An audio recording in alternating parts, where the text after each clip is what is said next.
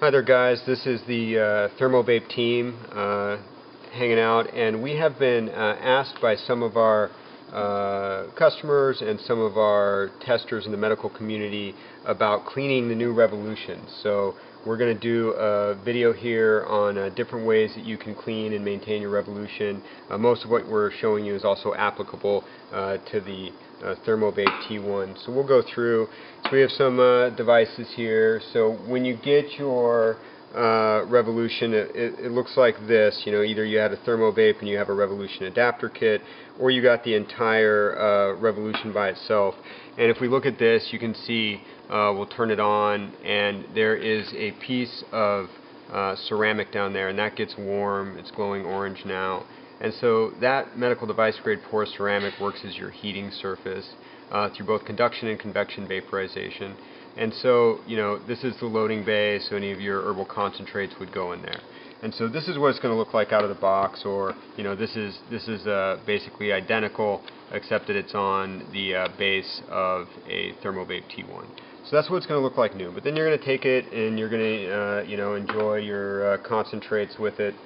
Concentrates can be a lot of different things and come in a lot of different kind of consistencies. So for some people these could be more liquidy, thin liquids, maybe they're honey thick, all the way to, you know, solid concentrates that are rock hard. And how your Revolution will deal with those is going to kind of depend on what you're going to do and to what extent you're going to need to be cleaning it. So we have a couple of different test units here that have been out in the field and being used, and they are in various states of needing to be cleaned. You know, this device is somebody who uses very solid concentrates. So these would be like rock hard. They would need to be ground or finely kind of chopped up or something in order to be put in here. And then you'd want to, you know, just kind of have a thin layer, because this isn't a combustion chamber. You're not combusting that product, and those hard concentrates are often, you know, up to 50% of just plant material. And the goal with vaporization is not to combust the plant material. And so what will happen is you'll end up kind of building up that plant material that you're not combusting. You know, the active kind of agents or components of the herb are going to, you know, get volatilized either through convection vaporization and hot air passing over them, or they're going to get kind of melted down by the porous ceramic heating surface. And, you know, they're going to, you know, you're going to get your vapor production from that. But after that, you've got that plant material, and we're not reaching, you know, temperatures in order to combust it. So that's going to kind of build up. And that's going to make the unit, you know, it's going to get pretty, it's going to need a thorough spring cleaning, you know, every now and then to keep it running. So like right now, you know, this thing has been used pretty heavily. I can't readily twist it. I'm going to go ahead and turn it on for a minute and see if I can, you know, help it want to open up a little bit. So I'm just turning it on. I'm just holding my thumb up and letting it go, and I can feel it start to get a little bit warm. So it's getting a little bit easier to twist. So the device, you know, it heats up, it kind of loosens up some of that residue. And so now I can slide it. I'm just going to go ahead and take this guy off right now and take a look at it. So this is kind of one example of the use you'll see with a Revolution depending on your concentrates. I'm going to take my mouthpiece off, and we're just going to set that guy here. So that's about as dirty as you're ever going to get it. If we, you know, take a look, you know, this guy is, I mean, there's like a solid kind of chunk down there. So we're going to do a little work with this guy here in a minute. If you don't use the solid concentrates and you're using more like a liquid, or it's a honey, or, you know, maybe it's a little bit more solid but it seems to kind of melt down when it gets warm, then those are going to, you know, not bind the device up as much.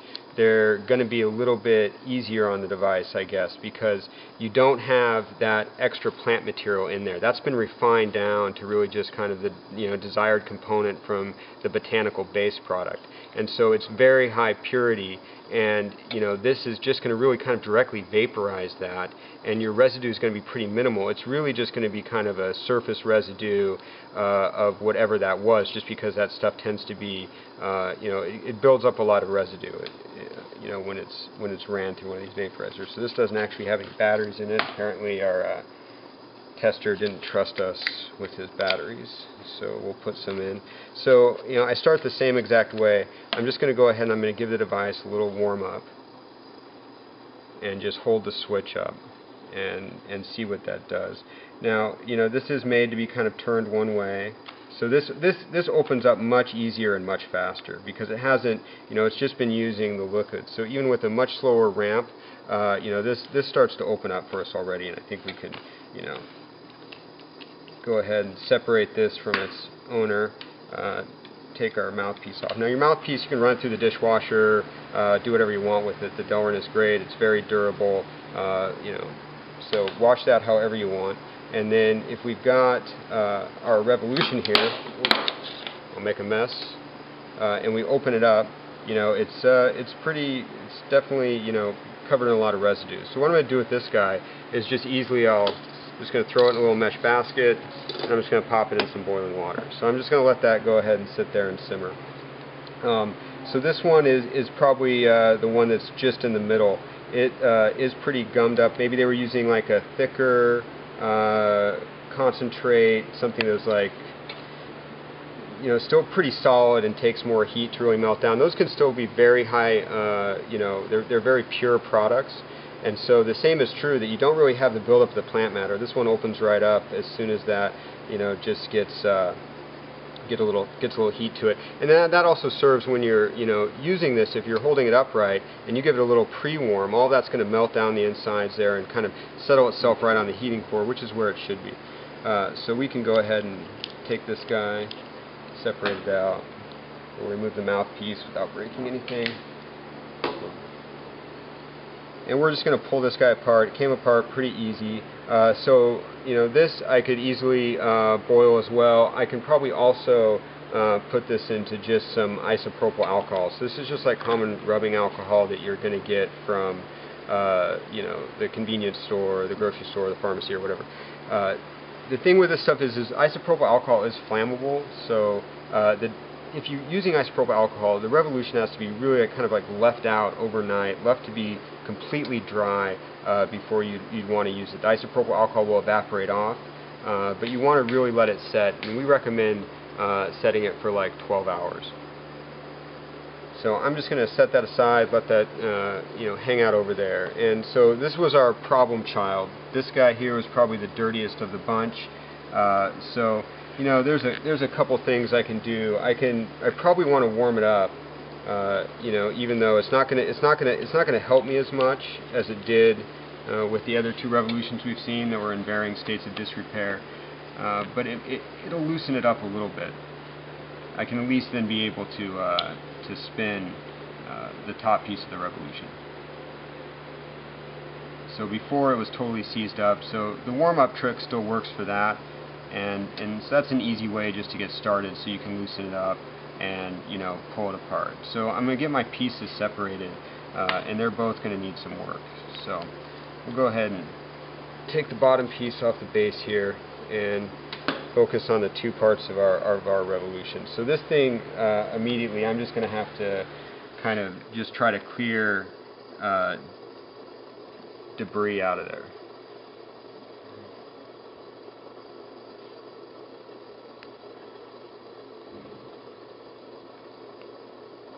So I'm just using a toothpick, and I've got most of my debris. A little isopropyl is going to help that guy as well.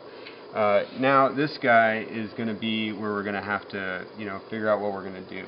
And so, you know, tools that you can use. This is made to be very, you know, easy for you guys to find stuff to clean it with.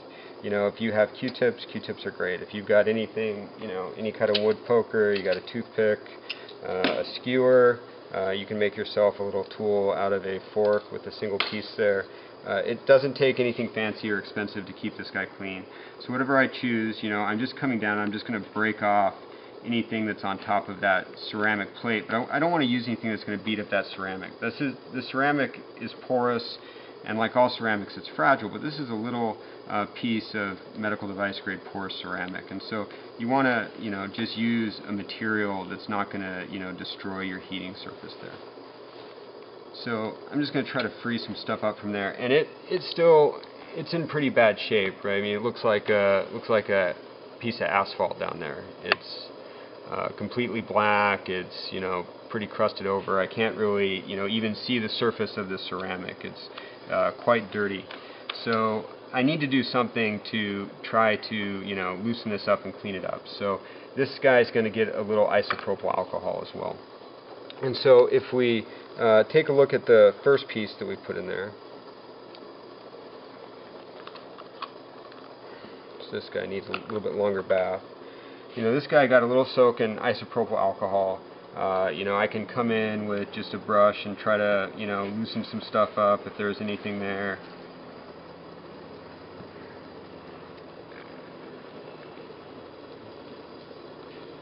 You know, give it a little wash down. And then this guy can trade places with our partner over here. Now, if you're boiling for sterilization, that's probably like a 10-minute boil. I'm not boiling for sterilization. I'm just boiling to get this guy clean. So that guy's going to trade places, and it can just go in there and sit. So this guy just got the boil. That's all we. Alright guys, sorry, where we left off, camera battery died, so you got the benefit of about 5 minutes of time-lapse photography here. So when we left off, we were taking the first revolution that we put into boil out. So we'll look at that. I can tell which one it is by how dirty it is. So that's the dirtier one. So that one's going to just sit there and continue to boil. So boiling is great. You can boil the entire device. If I have the rest of my revolution base here, and I decide that I want that to be sterile, for whatever reason, I can just drop this whole thing right in the pot.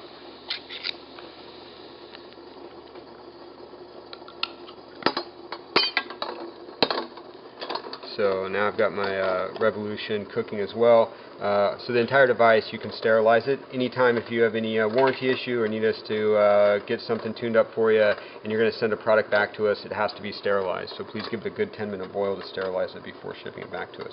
So here's our guy, fresh from the hot water, and I'm just going to give this guy a little wash down.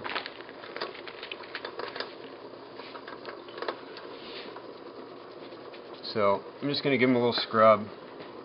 Might get a little water actually, so I have some water here as well. Get a little water on my toothbrush. And just scrub this guy out.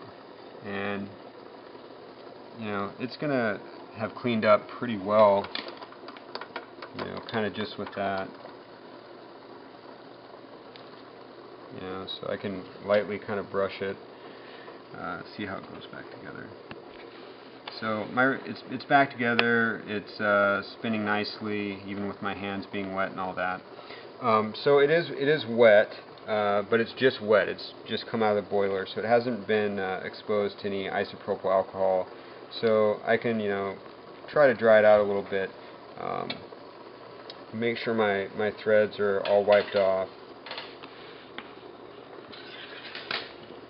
and then I'm just going to throw it back onto the base. So it's boiling off the water. It's in the core there.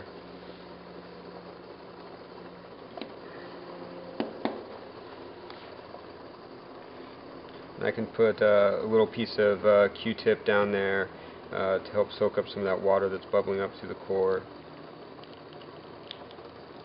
But I can hear it sizzling. So, you know, the best thing to do is just let this sit out and dry. You can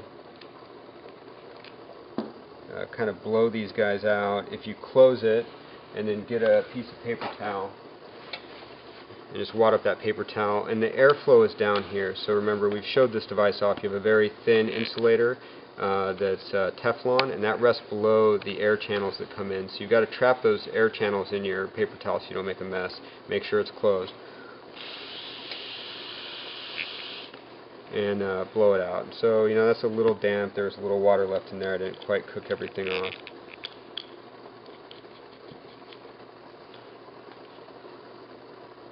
So I'm just going to fire this back up. I hear it sizzling.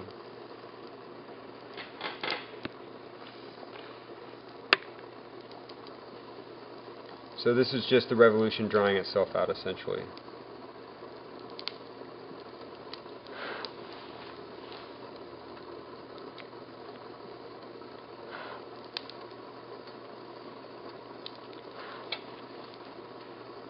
So have a little steam coming out of it.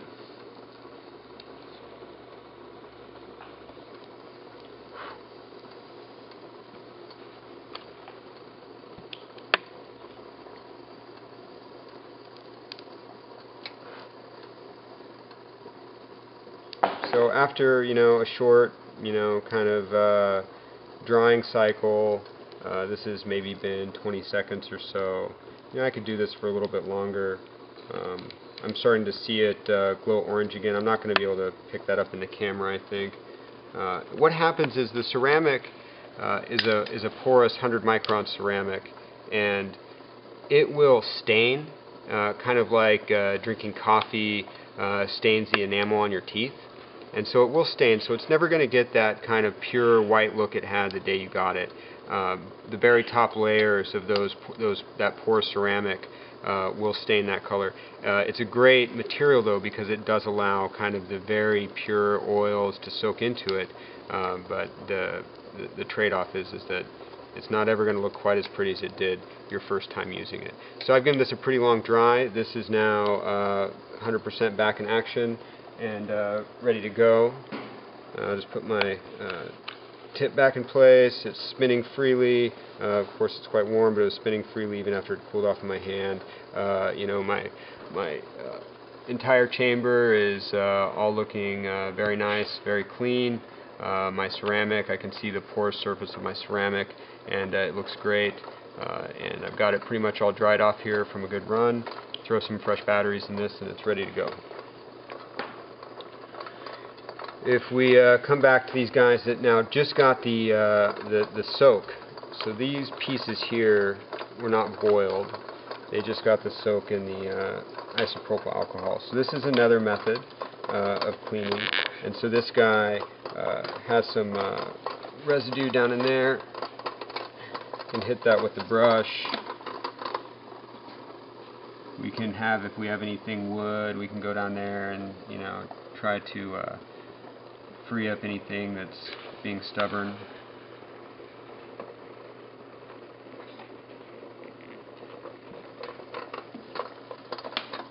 These guys are pretty much, this one's pretty much done after just the isopropyl soak. That kind of knocked everything loose.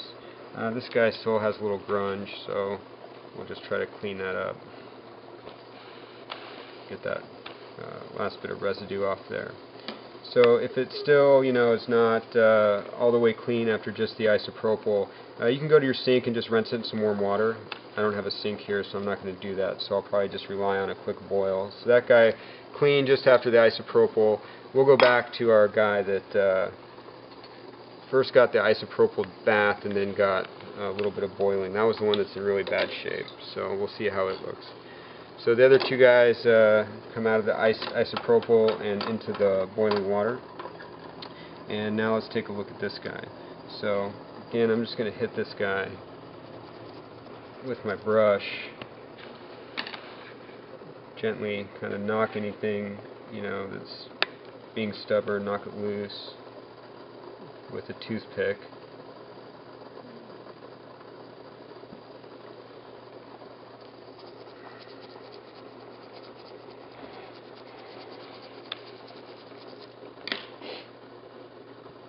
And that's starting to look pretty good. So I might just give this a quick dip back in the water just to rinse anything loose that I just knocked loose with my toothpick or my toothbrush, and take it back out.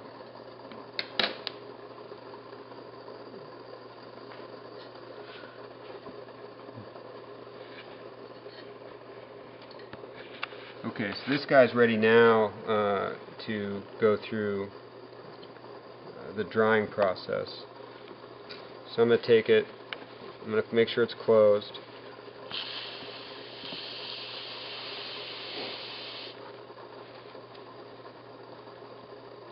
Blow it out. If I have, like this guy actually still has like a little bit of gunk on the outside of it. I can just take a Q-tip and some isopropyl alcohol, and that'll just come right off. And so now I've got that all nice and clean, so that'll make it spin nice. Put this together, spinning freely just like I want it, and I can see I don't have any more residue sitting in there. So I'll grab my base unit for this guy and go ahead and fire it up and let it start drying itself out.